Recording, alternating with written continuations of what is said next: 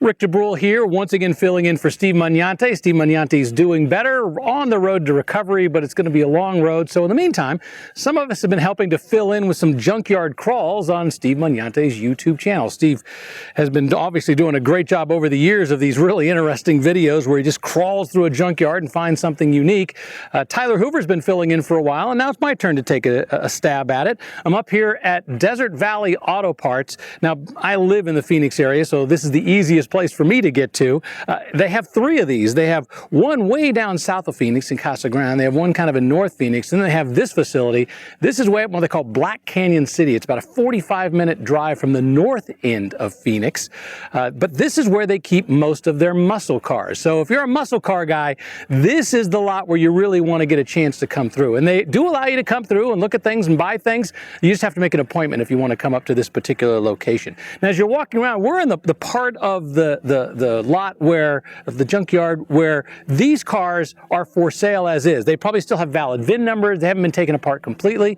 And as you look around, you see cars that are $3,200, $2,200. This particular car, you walk by and it says $6,000. You're like, wait a minute. When all these other cars are going for $2,000 or $3,000, how come this one's $6,000? Well, that's because actually, this is pretty special. This is a 1971 Torino GT convertible. That's right, the top is missing for a reason. Very cool car. They only made about 1,600 of them back in 1971. And if you wanted a convertible, this was the big dog. This was the most potent convertible you were going to be able to buy if you wanted a Torino back in 1971. Now, there were big changes in the Torino world that happened in 1970. Massive body style changes where they went from kind of a much straighter lined car, flatter hood. In 1970, they went to this particular style. It's got a little more curve. You know, they always call it the Coke bottle styling, where you see it kind of goes back like that. But this was a big change this particular year. And in fact, when the Torino was being sold in 1970, 1971, it was actually taking the place in 71 of the Fairlane. They were leaving it behind completely. So let's walk around and take a look at this car, because under the hood we got something cool. And what's really neat is we look around this car, I'm going to guess this has either lived in Arizona its entire life or someplace in the Southwest, because I do not see a lot of rust. So if you were interested in doing a restoration on a 1971 Torino GT convertible, well, this would be a perfect place to start. All right, let's start walking around. All right, we'll start by showing off that very cool Torino convertible styling. As you can see, the roof intentionally chopped off, which is a nice thing. This is that curve I was talking about right here. It's really inspired by aircraft, the way it was particularly done. You look inside, once again, yeah, I mean, there's a few issues in terms of rust, but nothing massive. I'm trying to look around. Yeah, I see a little bit of rust down here on that panel down there. I see a few places where it's popping up right there, but overall, not bad. I can even look into the trunk. Doesn't look horrible. This, obviously, the convertible top, which, the frame is still here, although I think it's possibly salvageable, but obviously we'd need all new rubber, all new cloth. There's the motor for raising the top, the pump for raising the top and lowering it. Let's see, do we have, yeah, we've got a little Torino GT marking. I'll have to go around to the other side. On the outside of the car, normally what you would have, oops, let's move that out of the way. On the outside of the car, normally what you'd have is a GT. Over on this side, you only see the G. We're going to cross over to this side where you can see the full GT, which is exactly what we're supposed to have. A little bit of a drive shaft hanging there. Inside, you've got a Torino GT mounted there on the dashboard.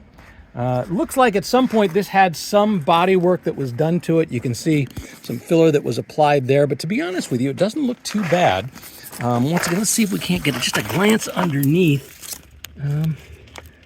Not bad, all things considered. Once again, for a Western car, it looks kind of rusty, but you folks back east are probably excited to see something like that. And once again, if you're looking for parts, if all you want is the Torino logo, or you want that bezel for the turn indicator on the back, it's nice to be able to find a car. It's funny, this Mustang next door has no latch on it. So I keep closing the door and it keeps opening up and I keep having to move it out of my way. But that's the thrill and adventure of going through a junkyard. All right, let's go underneath the hood. Now, before I do this, I have to tell you, when we first came out here, I could not get this hood open at all. So Bobby, who works here at Desert Valley Auto Parts, had to help me, because what had happened was the cable has a double release. The cable underneath had popped, and so as a result, we weren't able to get it. Fortunately, Bobby came through, saved the day, and now we can reveal underneath the hood a 351 cubic inch 2-barrel carburetor engine that was in this Torino. I believe this is a Cleveland engine. You can see as the water from the radiator flows in, goes in directly from up above. So I believe that's a Cleveland style 351. Let's see. Ooh, uses regular fuel. And, you know, once again, looking inside, I mean, I don't know if there's any problems inside the engine. That's really hard to tell. But in terms of the way it looks, you know, once again, not a lot of rust. Even the plastic, I mean, yeah, you really wouldn't want to reuse that.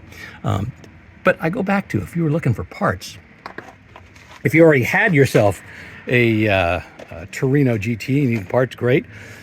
But if you just wanted to rebuild one, this might not be a bad choice. You know, it would be fun to bring this back to drivable condition to figure out exactly what it is you could do with it. I'm not sure if you could get the 351 4-barrel as an option on the Torino GT convertible. I think it's possible this was as high as you could go, and I do not believe that they were putting, you know, the big engines in these or the Cobra jets. So I think this was pretty much the maximum range for what you could get in a Torino GT, at least a convertible.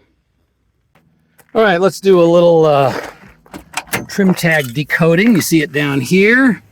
What do we have? We have 76F, which means that it was the 2-door GT convertible. M is the color, which means it was white. YW was the trim, which also means it was white.